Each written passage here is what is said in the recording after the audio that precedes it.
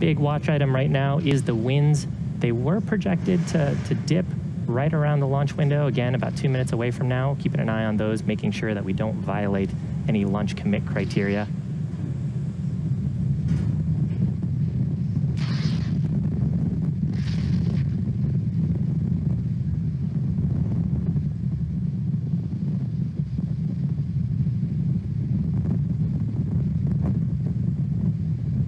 Wide shot there of locks close out. Wide shot there of the pad and the call from the prop team that stage 2 LOX loading is complete. With that, propellants are fully loaded on Falcon 9. Coming up here, we will have a pretty large white cloud of venting coming from the transporter erector. That's the truss structure next to Falcon 9. And it provides power, cooling, and propellants, as well as communication to Falcon 9 until liftoff.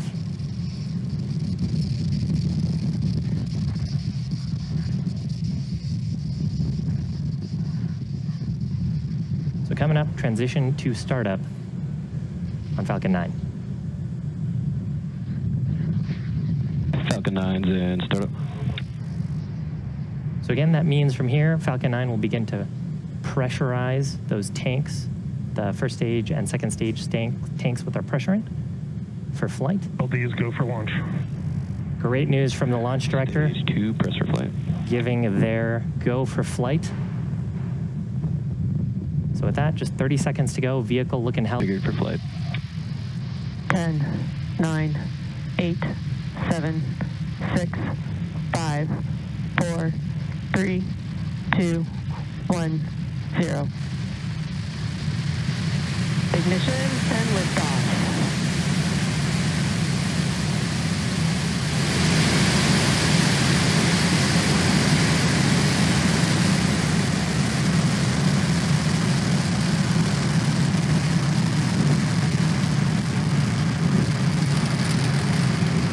Vehicle's pitching downrange. M1D chamber pressures are nominal.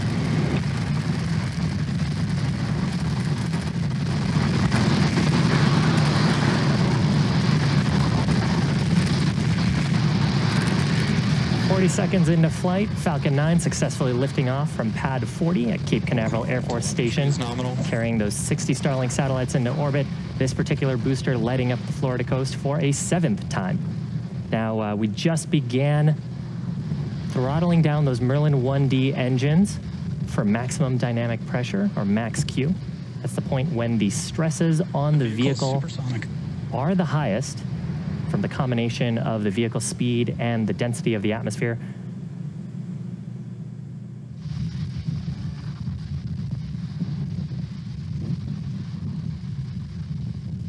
Max Q. And now that we're through the point of maximum dynamic pressure, the loads on the vehicle, the structural loads, are going to drop off as the density of the atmosphere continues to decrease. And Falcon 9 continuing to speed up. We're about a minute away from 3 events. First of those is main engine cutoff, or MECO. That's where we'll shut off those 9 Merlin 1D engines. You can actually see the plume expanding from them on your camera.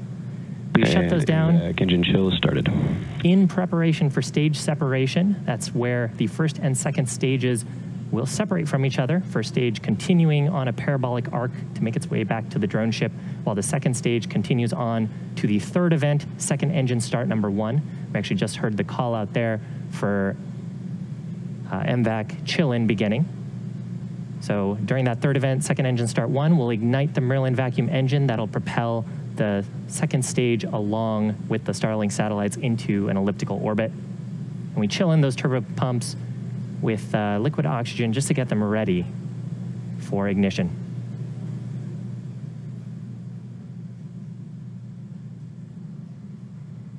And MECO.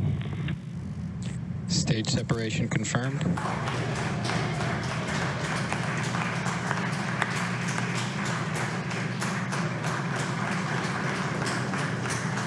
Left-hand side of your screen. Ignition. First stage separating, second stage ignition.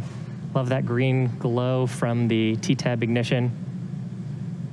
Both vehicles back on their way. Coming up shortly, we'll expect to see fairing deployment off of the second stage. Look for that on the right-hand side of your screen. Fairing separation confirmed. Beautiful shot there of those Starlink satellites. Finally getting to see space directly. Now that we're outside of the atmosphere, we don't need those fairing halves anymore, so we'll jettison back to Earth to recover them. As a reminder, we do have our recovery ships, Miss Chief and Ghost Searcher, waiting at the Atlantic to scoop up both of those fairing halves.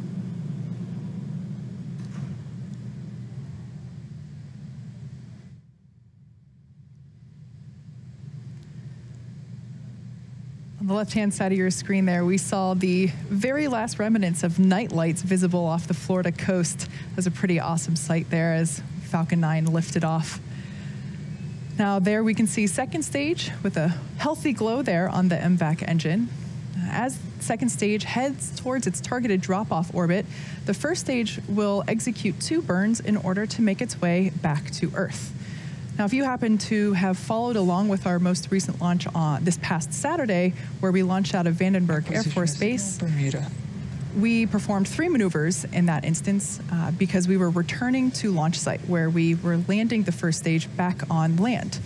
Tonight, we are landing on the drone ship, as Shiva said before. Of course, I still love you. So we only need to perform 2 maneuvers because we are continuing the arc trajectory of the first stage. So that first burn is the entry burn, and we will reignite 3 of the 9 M1D engines at the base of the first stage. And this will help to slow that stage down as it re-enters the upper part of the Earth's atmosphere. And then the second burn is the landing burn. This is a single engine burn that brings the vehicle speed down rapidly in order to make a soft landing on a nominal on trajectory. the drone ship. So we heard there that the vehicle's on nominal trajectory. That's good news there. At this point in time, the first stage has reached apogee and is now starting its trip back down to the ocean. Our drone ship is parked a couple hundred miles off the coast of Florida in the Atlantic Ocean. It is, as you saw, a nighttime launch, and unfortunately, we can't really see anything, so we don't have very good first stage footage to show you at this point in time. But we will bring that back in once we get some landing burn action, re-entry burn action. Checking in on second stage, everything continues to look good. The 60 Starlink satellites that are on board today are joining the constellation of nearly 900 that we've already placed on orbit. These satellites are designed to provide high-speed, low-latency internet to folks like us here on Earth. And this is especially helpful for places where good internet is hard to access.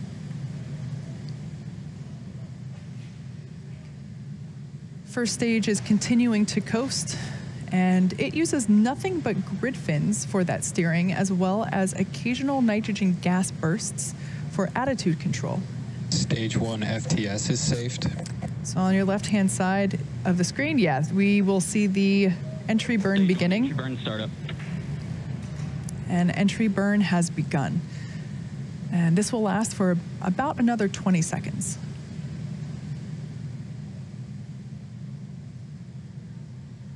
Again, this is the first of 2 maneuvers that the first stage will perform tonight.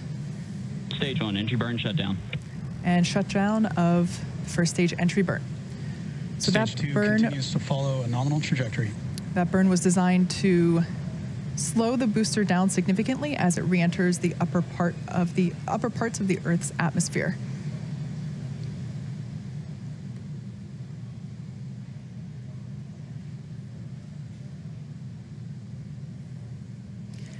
The next maneuver will be the landing burn, and it is the final one, where we reignite just one single Merlin engine to make a soft landing on top of the drone ship. As we mentioned earlier, this is the 7th. Stage 1 entry transonic. We just heard that the booster is now transonic as it is re-entering the Earth's atmosphere. As I was saying, this is the 7th successful launch for this booster, and that will make this the 7th recovery attempt. Everything's continuing to look good there on the second stage. The Stage 2 terminal guidance. MVAC engine has begun to throttle down. Landing burn startup. There we heard the call out that landing burn has begun, so we should see that come into the screen here just momentarily. Stage 2 FTS is saved. Stage 1, landing leg deploy. Landing legs have deployed. Here it comes. All right. And for the 7th time, this Falcon has landed. This marks our 61st successful recovery of a Falcon 9 first stage. And we have Seco. And as the smoke clears, we can get a good view there. And we just heard the call out that we had Seco 1, or second engine cutoff 1. So at this point in time, Insertion. and there we heard the call out that we have good orbit for that second stage. So now that stage 2 is, it's going to coast in this orbit for a few minutes. During this time, it will start to spin along its central axis, giving the Starlink satellites the momentum that they need to space themselves out over time as they deploy. So we're going to take a quick break here, but we will be returning at T plus 14 minutes, so stick around. Expected loss of signal, Cape.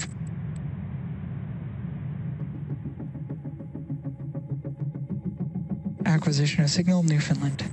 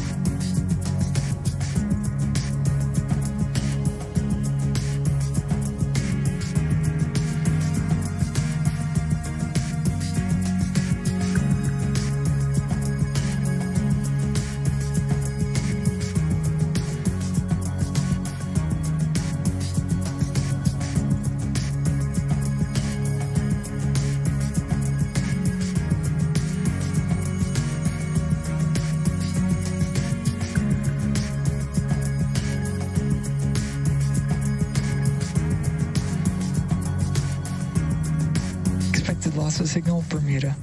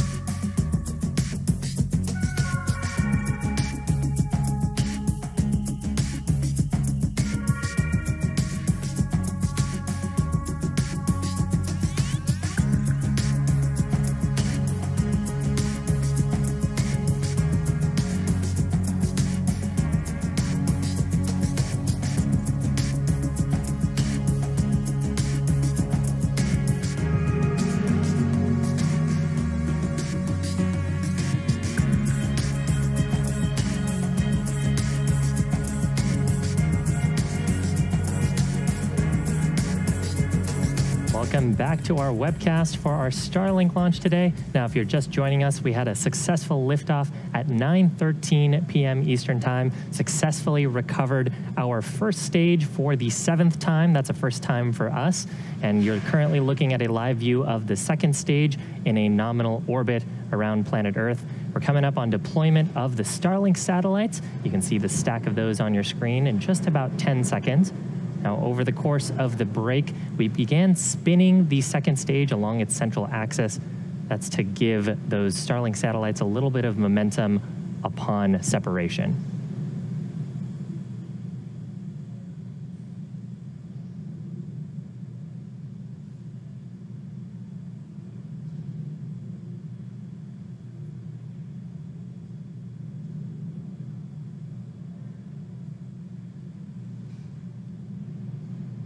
Looks like we have a visual there. Starlink deploy confirmed. And call out of confirmation of Starlink deployment. So those 60 Starlink satellites gently floating away from the second stage. And because of the spin on the second stage, they'll start to space themselves out. Soon they'll deploy a solar array that they have on board, and then over the next few days and weeks, they'll distance themselves out further using an onboard ion thruster to make their way to an operational orbit about 550 kilometers above the Earth's surface. So overall, very exciting day for us at SpaceX. First time we have flown a booster for the 7th time. First time we have landed a booster for the 7th time. And of course, always lovely to see our payload deployment successful on the mission. And that will bring our webcast to a close this evening. Thank you to the Range and FAA for supporting today's mission. And of course, thank you to all of our viewers, as well as those in the US and Canada who have ordered Starlink under our public beta program. If you haven't signed up yet and are interested in being part of our beta program, head over to starlink.com and sign up. Thanks for joining us and have a great evening.